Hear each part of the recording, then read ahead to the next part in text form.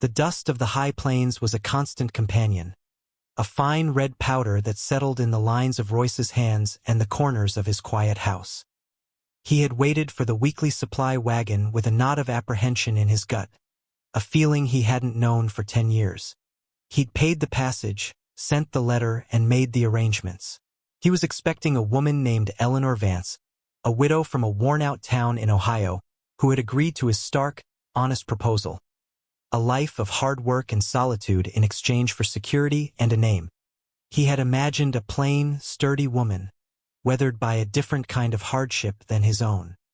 He had prepared himself for the awkwardness, the silence, the slow, practical business of building a life alongside a stranger. He had not prepared for this. When the wagon creaked to a halt, the driver, a man named Silas whom Royce had known for years, refused to meet his eyes. He just nodded grimly toward the back of the wagon.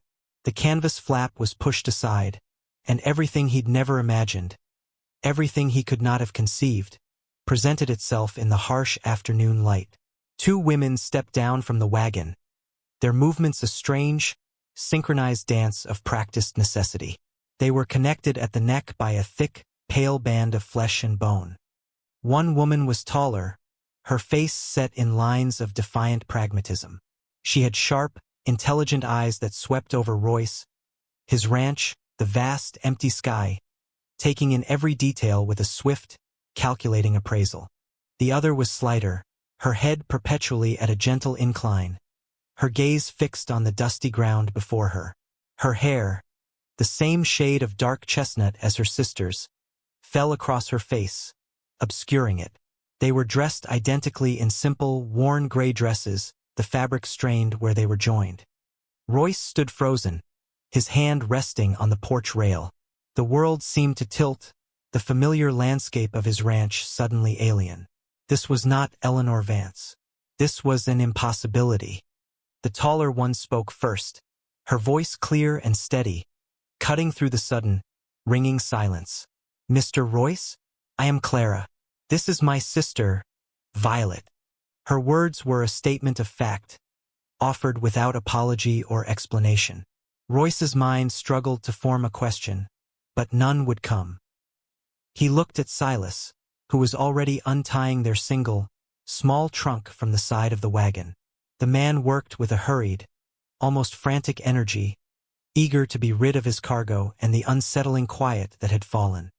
"The passage was paid for one," Royce said, his own voice sounding rough and distant. It was a stupid, practical thing to say, but it was the only thought that could find its way through the shock. Clara's expression didn't change. "We are one in the eyes of the law and the ticket master."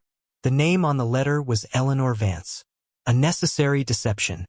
Silas dropped the trunk on the ground with a thud, dusted his hands on his trousers, and climbed back onto his seat without a word.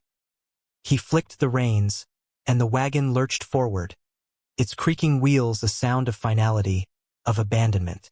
Royce was left alone in the vast emptiness with the 2 women who were not one, who were bound together in a way that defied nature.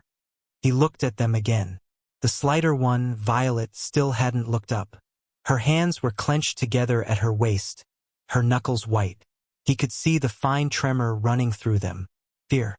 That he understood. Fear was as much a part of this land as the dust and the wind. Clara met his gaze without flinching. "We can work. We can earn our keep. We had to leave our previous employment. Your advertisement offered a remote location. It offered a new start." Royce's ranch wasn't just remote. It was a self-imposed exile. He'd bought the land after the war, after the fever took his wife and son, and he had spent a decade carving out a solitary existence, surrounded by nothing but wind, rock, and the ghosts of his own making. He had sent for a wife not out of a desire for companionship, but out of a weary pragmatism. The winters were getting harder, the loneliness heavier. He needed another pair of hands. He had expected one person. He had received 2, yet also, somehow, 1. He let out a long breath, the dust puffing from his lips. He could tell them to leave. But where would they go? The next town was 2 days' ride, and Silas clearly wanted nothing more to do with them. Leaving them here would be a death sentence. His pragmatism warred with the profound shock, the sheer wrongness of the situation. He was a man who honored his agreements. He had paid the passage. They were here. "The house has 2 rooms," he said, his tone flat. "One is mine." It was not a welcome, but it was not a rejection. For the first time, Clara's hard expression softened with a flicker of relief. She reached out, her hand resting on her sister's arm in a gesture of reassurance. "That will be sufficient." Royce picked up their trunk. It was lighter than he expected. He turned and walked toward the small, sturdy house he had built with his own hands, not looking back to see if they were following. He could feel their presence behind him, the soft shuffle of their 4 feet in the dust, a sound that was already changing the entire landscape of his life. The silence of his ranch had been broken, replaced by a mystery he had no desire to solve, a complication he was utterly unprepared to face. The door swung open onto his quiet, lonely life, and he stepped aside to let the impossible walk in. The first days were a lesson in awkward physics and profound silence. Royce found himself constantly watching them, not with overt curiosity, but with the cautious observation of a man assessing a new and unpredictable element on his land. They moved through his small house with a disquieting, fluid grace born of a lifetime of negotiation.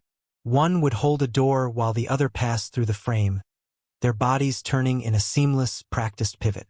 When they sat at his small kitchen table, they sat on the same side, a mirror image in miniature. Clara remained the voice. She asked practical questions about the well, the woodpile, the pantry. Her inquiries were direct, her tone businesslike. She was building a map of their new reality, establishing its boundaries and resources. Violet, however, remained a ghost. She moved in her sister's orbit, a silent partner to every action. She ate little, her eyes downcast, her hands often trembling in her lap. When Royce spoke, even a simple question about whether the coffee was hot enough, she would flinch, and Clara would answer for her. He learned quickly to direct all communication to Clara. The house, once a sanctuary of solitude, now felt claustrophobic. Their presence filled every corner. The scent of a different soap, the soft whisper of their voices when they thought he was out of earshot, the simple fact of them existing in his space, was a constant, low-grade disruption. He found himself spending more time outdoors, checking fence lines that didn't need checking, staying with the cattle longer than necessary, just to feel the familiar comfort of being alone. Yet they were undeniably capable. They began to impose an order on his bachelor's existence. The morning after their arrival, he came in from the barn to find the kitchen clean, the dishes washed and stacked, and a loaf of bread rising under a cloth on the counter. Clara was sweeping the floor, her movements economical, while Violet sat at the table, methodically shelling peas into a bowl. One set of hands worked at the domestic task while the other rested, a strange and efficient division of labor. He stood in the doorway, momentarily stunned. "You don't have to do that." Clara paused her sweeping. "We intend to earn our keep, Mr. Royce. We are not invalids." There was a sharp, defensive edge to her voice. He saw Violet's shoulders tense at the word, invalid. He simply nodded and retreated back outside, feeling as though he'd trespassed. He learned about them in fragments, in the things left unsaid. He saw the way Clara would instinctively angle her body to shield Violet from his view, the way Violet's hand would clutch Clara's arm whenever he entered a room suddenly. There was a deep, ingrained fear in the quieter sister, a shame so profound it seemed to bend her posture, pulling her inward. Clara was her protector, her wall against the world. One evening, a storm rolled in, the sky turning a bruised purple. Thunder cracked overhead, and the rain came down in hard, driving sheets. Royce was securing the barn door when a flash of lightning illuminated the house. In the window, he saw their silhouette. Violet was pressed against Clara, her face buried in her sister's shoulder, her body shaking. Clara stood ramrod straight, one arm wrapped around her sister, her other hand pressed against the glass, a sentinel holding back the storm and whatever terrors it brought with it. Later that night, the storm still raging, He was awakened by a sound from their room. It wasn't loud, just a muffled, desperate cry. He lay in his bed, listening to the low murmur of Clara's voice, a soothing, rhythmic sound meant to comfort. He heard the word dream, and then safe. He closed his eyes, but sleep wouldn't return. The sound of that cry echoed in the darkness, the sound of a pain so deep it could only be expressed in sleep. He was a man who had fled from the complications of others, and now he was living under the same roof as a sorrow he couldn't begin to comprehend. The next morning, Violet's eyes were shadowed, her face pale. Clara was even more protective than usual, her answers to his morning pleasantries clipped and short. He knew something had shifted. The fear they carried wasn't just a vague apprehension of a new place. It was a specific, living terror. It had a name and a face, and Royce had a growing, unwelcome suspicion that he had invited it to his doorstep. He decided he had a right to know. He was sheltering them. If there was trouble coming, it was coming to his land. He waited until midday, when he found Clara alone in the small garden patch behind the house, pulling weeds with a grim determination. Violet was sitting on a nearby stool, her hands idle in her lap, her gaze lost in the distance. "There's trouble following you," Royce said, not as a question, but as a statement. Clara didn't look up from her work. "We all have trouble. Some trouble comes looking for you with guns," he countered, his voice low. "I heard her last night. That wasn't a bad dream. That was a memory." Clara's hands stilled. She slowly rose, wiping the dirt from her palms onto her apron. She looked at him, and for the first time, he saw past the defiant strength in her eyes to the exhaustion beneath it. "We were performers," she said, her voice devoid of emotion. "The Continental Curiosity Company. Billed as the Midnight Nightingale Violet would sing." Royce remained silent, letting her continue. "The owner, a Mr. Abernathy, considered us his property. He held a contract signed by our father when we were children. We were an attraction. The word was bitter, ugly. People paid to stare, to whisper, to point." Violet flinched, her eyes closing as if against a harsh light. "We endured it," Clara continued, her gaze hardening again. "But the whispers became touches. The stares became demands.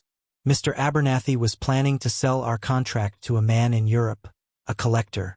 We heard him talking, so we ran. We used the money we'd hidden for years to buy Passage West, under a false name. We answered your advertisement because no one would think to look for us here." Now Royce understood the depth of their fear. It wasn't just shame. It was the terror of being hunted. They weren't just runaways. They were stolen property in the eyes of a powerful man. He looked at the vast, empty landscape surrounding his ranch. He had chosen it for its isolation, for its ability to keep the world at bay. Now he wondered if it was remote enough. "Abernathy won't let go of a valuable asset," Royce stated. "No," Clara agreed. "He won't." The admission hung in the air between them, heavy and cold. The wind picked up, rustling the dry leaves in the garden. For the first time, Royce looked at the two women not as a single, unsettling curiosity, but as individuals trapped in a desperate struggle for freedom. He had sought a simple, uncomplicated life, and instead, he had inherited a war. His quiet ranch was no longer a refuge from his own ghosts. It was about to become a battleground. And as he looked at Violet, who had finally raised her head, her deep, haunted eyes meeting his, he felt an old, familiar instinct stir within him. The instinct to stand his ground, to protect what was his. The question was, were they his to protect? The revelation settled over the ranch like a winter frost, changing the texture of their days. The unspoken tension now had a name: Abernathy. Every distant dust cloud on the horizon became a potential threat, every unfamiliar sound in the night a cause for alarm. Royce found himself sleeping lighter, his rifle leaning against the wall by his bed, a habit he hadn't kept in years. He wasn't just a rancher anymore, he was a sentry. This shared sense of impending danger began to subtly reshape their interactions. The awkwardness gave way to a pragmatic alliance. He started showing Clara how to load and fire his old shotgun. Her hands surprisingly steady, her eye clear and focused. Violet would watch from a distance, her expression a mixture of terror and fascination. While she could not hold the weapon, she absorbed every word, her gaze tracking Royce's movements as he explained the mechanism. One afternoon, Royce was repairing a harness in the barn when Violet approached, alone for the first time. Clara was inside, kneading dough, her form visible through the open kitchen window. Violet moved hesitantly, her shadow preceding her across the dusty floor. She was holding a small, leather-bound book. She stopped a few feet away, her silence a question. Royce paused his work, looking at her. Her gaze, usually averted, met his directly. It was startling. Her eyes were a deep, complex shade of brown, and they held a quiet intelligence he hadn't fully appreciated. "May I?" she asked, her voice a low, resonant murmur, gesturing with the book toward the small foal in the nearby pen. It was the first time she had initiated a conversation with him. "He won't bite," Royce replied, his own voice sounding gruff in the quiet barn. She and Clara moved carefully into the pen. Violet sat on a low stool they must have carried with them, opened the book and began to sketch. Clara stood beside her, a silent, watchful guardian. Royce went back to his harness, but he watched them from the corner of his eye. Violet's hand moved with a surprising confidence, her charcoal pencil flying across the page. There was a grace in her movements, a sense of purpose that he had never seen in her before. She was not just a frightened shadow, she was an artist. An hour passed in comfortable silence, the only sounds the scratching of charcoal on paper, the soft breath of the horses, and the scrape of Royce's knife against the leather. When she was finished, she held the book out to him. He wiped his hands on his trousers and took it. The drawing was stunning. She had captured the foal's gangly awkwardness and its youthful spirit with a few deft strokes. But more than that, she had captured the light, the way it fell through the barn slats and illuminated the dust motes in the air. She had seen the beauty in his old, dusty barn. "This is good," he said, the words inadequate. "Very good." A faint blush colored Violet's cheeks. "Thank you." Clara watched him, her expression unreadable. "Violet sees things," she said simply. "Things others miss." He handed the book back, their fingers brushing for a fraction of a second. He felt a small, unexpected jolt. It was a simple human contact, something he had gone without for so long. He looked at Violet, truly looked at her, and saw not just her fear, but the person hiding behind it. That evening, as they sat at the dinner table, the atmosphere felt different, less strained. Spurred by an impulse he didn't fully understand, Royce found himself talking. He told them about the land, about the way the seasons changed the color of the mountains, about the eagle that nested in the high rocks every spring. He spoke of his wife, Martha, and their son, Samuel. He didn't dwell on the sickness, only on the life they had built, the small moments of happiness they had carved out of this harsh landscape. "They're buried on the ridge," he said, his voice quiet, "under the 2 pines. I thought I would be the next one there, that this place would be the end of my story." He looked up and saw that Violet was crying, silent tears tracking paths through the dust on her cheeks. Clara's arm was around her, but her own eyes were fixed on Royce, and they held a new understanding. He had shared his ghosts with them. He had made himself vulnerable, and in doing so, had acknowledged that they were more than just temporary borders. They were part of his life now. A week later, the threat they had been waiting for arrived. It wasn't a posse or a lone rider kicking up dust. It was a single man in a buggy, a man who looked profoundly out of place. He wore a dark city suit and a bowler hat, both coated in a fine layer of red dust. He pulled up in front of the house as if he were arriving for a business appointment. Royce met him on the porch, his hand resting casually on the frame, inches from the shotgun propped just inside the door. The sisters were behind him, out of sight in the dim interior of the house. The man smiled, a polished, predatory expression. "Mr. Royce? My name is Mr. Finch. I represent the Continental Curiosity Company." I believe you are harboring some property that belongs to my employer, Mr. Abernathy. His tone was conversational, but his eyes were as cold and hard as river stones. I don't know what you're talking about, Royce said, his voice level.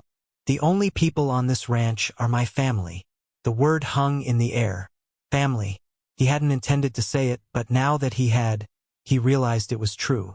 In the crucible of shared fear and quiet cohabitation, they had forged a bond. Mr. Finch's smile widened. Ah, a sentimentalist. A shame. Mr. Abernathy is a very wealthy man. He is prepared to be generous for the return of his investment. $500. A considerable sum for a place like this. Enough to see you through several hard winters. Royce felt a presence behind him. Clara had stepped into the doorway. Her face was pale but resolute. We are not property, she said, her voice shaking slightly but clear. We are free women. Finch's gaze flickered to her, his eyes lingering on the place where she and Violet were joined. A look of clinical assessment of ownership crossed his face. The law would disagree, madam. You are bound by a contract. A legal and binding document. Get off my land, Royce said, his voice dropping to a low growl. Finch's polite demeanor finally cracked. His smile vanished. This is a mistake, rancher. A costly one. Mr. Abernathy does not like to be denied. We will be back for what is ours. And we will not be so polite next time. He tipped his hat with a mocking flourish, climbed back into his buggy, and drove away, leaving a trail of dust and a promise of violence in his wake. Royce watched until the buggy was a small speck on the horizon. He turned and looked at Clara, and at Violet, who peered from behind her sister. The fear was back in her eyes, stark and overwhelming. But this time it was different. This time they were not facing it alone. The line had been drawn. His ranch, his sanctuary of solitude, was now their fortress, and he would defend it. The days following Finch's visit were thick with a silence that was heavier than any they had yet known. It was the silence of a held breath, of waiting for the inevitable storm. Royce worked methodically, his actions imbued with a new, grim purpose. He reinforced the door, checked the seals on the windows, and spent an afternoon at the far edge of his property, sighting his rifle, reacquainting himself with the windage and the drop of a bullet over distance. He was no longer just a rancher. He was a soldier again, preparing a field of battle. Inside the house, the sisters moved with a quiet, frantic energy.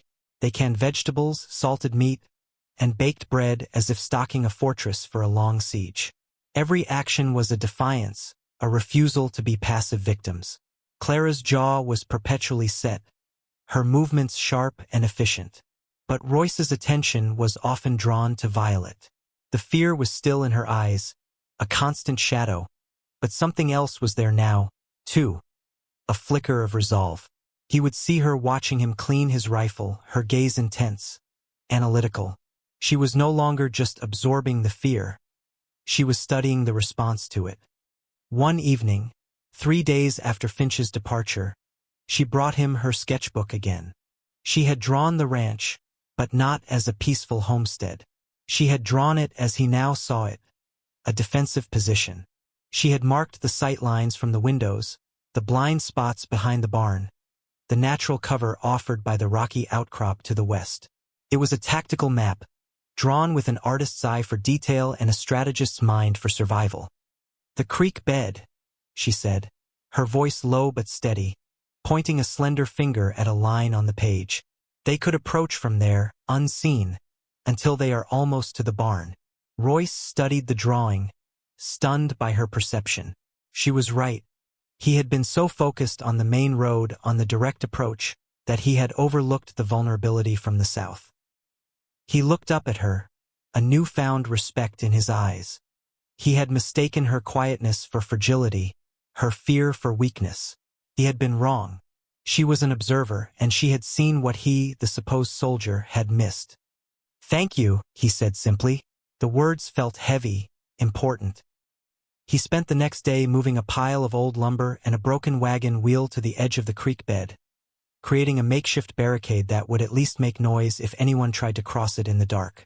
As he worked, he felt them watching him from the house. They were a unit now, their survival intertwined. The strange, unwanted arrangement had become a partnership, forged in the face of a common enemy. The attack came 2 nights later, under the sliver of a new moon. The darkness was absolute. Royce was dozing in a chair by the window, the rifle across his lap, when the sound he'd been waiting for came. A sharp crack from the south, the sound of a dry timber snapping under a careless foot. He was instantly awake. He moved to the door, peering through a small peephole he had drilled that morning. He saw nothing in the oppressive dark, but he could feel them. He motioned to the sisters, who were already awake, their faces pale in the faint lamplight. "They're here," he whispered. "Stay away from the windows." Clara nodded, her hand gripping Violet's arm. She guided her sister to the safest corner of the room, behind the heavy cast-iron stove. Her face was a mask of terror, but her hands were steady as she held the heavy shotgun Royce had given her. A voice called out from the darkness, smooth and confident. It was Finch. "Royce, we know you're in there, and we know the girls are with you. Send them out now and we'll let you live." Mr. Abernathy is a reasonable man, but his patience has worn thin. Royce didn't answer. He moved to the side window, the one Violet had identified as a key vantage point. He could see 2 shapes moving near the barn, using the structure for cover.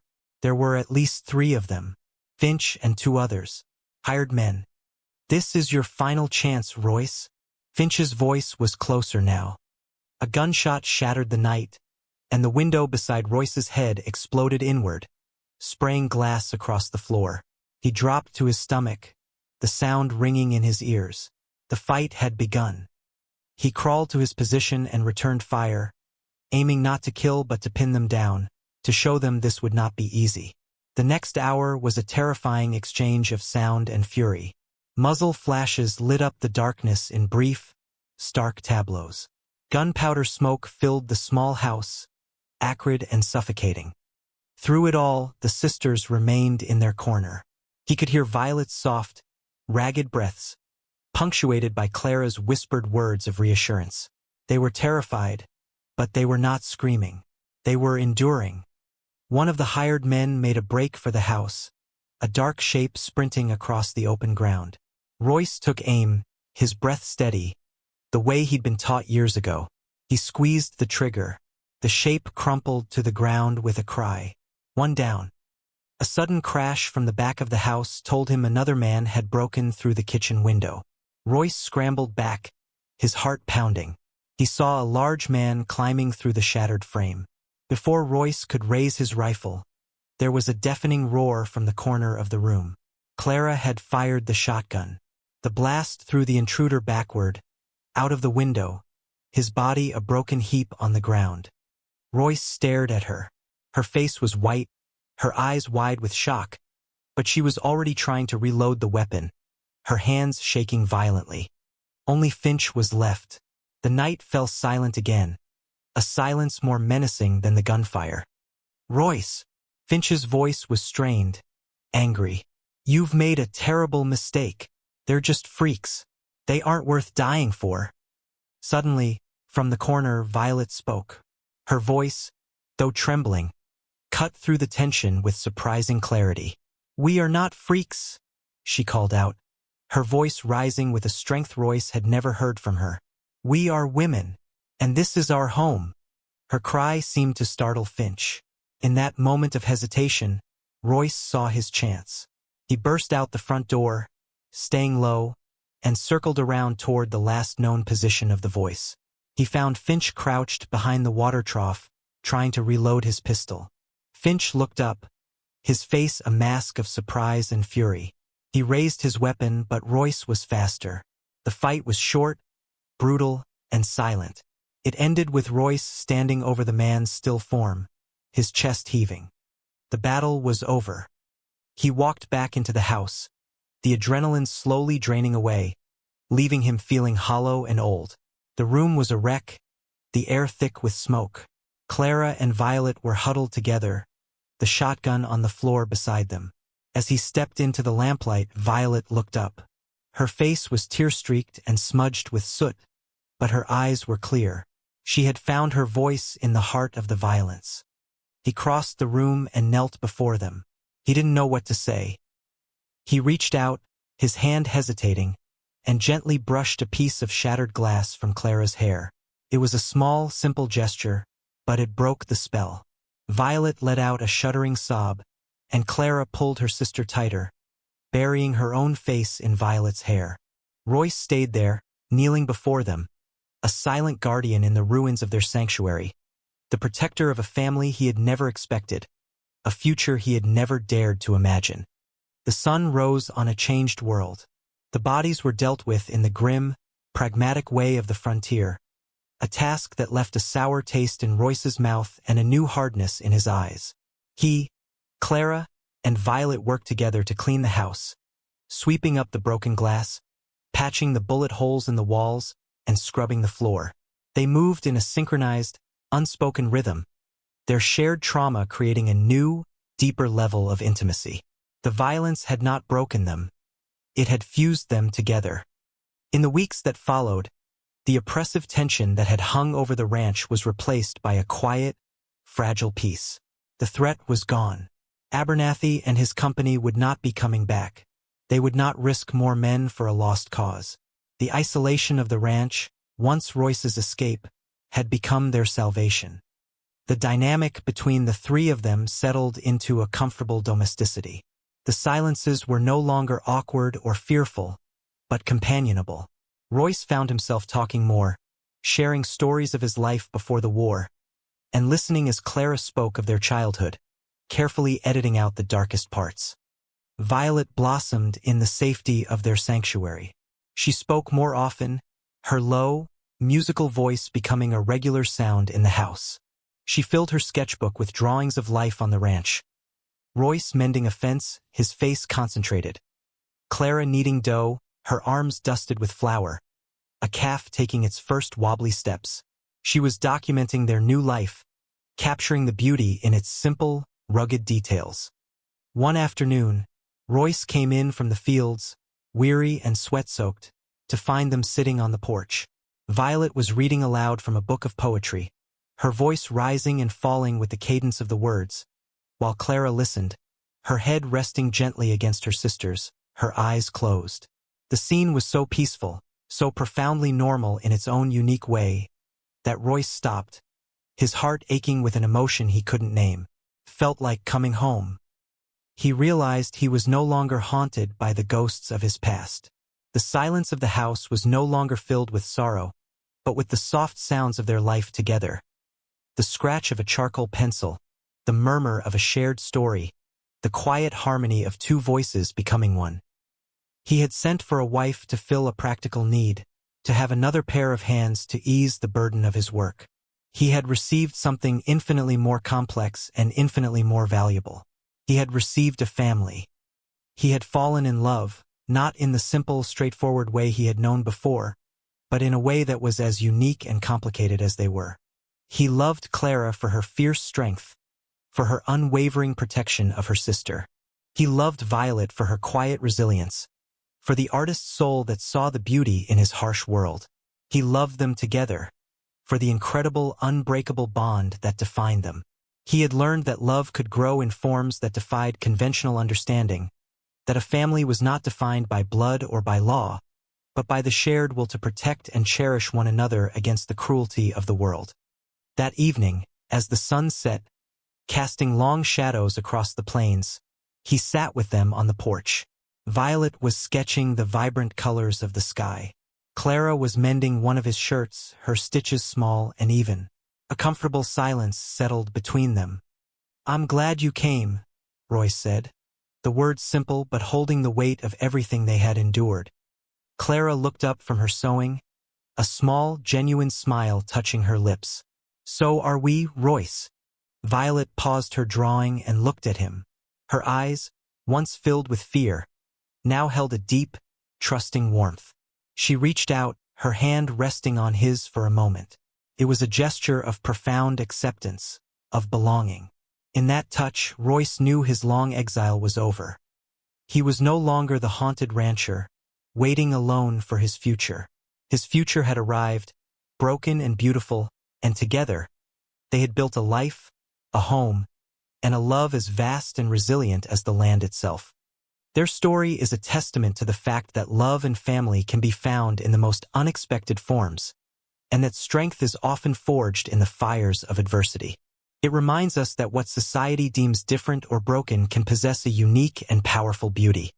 What are your thoughts on unconventional love stories? Do you believe family is something you're born with or something you build? Share your perspective in the comments below. And if you were moved by Royce, Clara, and Violet's journey, please like and share this story with others who appreciate tales of resilience and the enduring power of the human heart.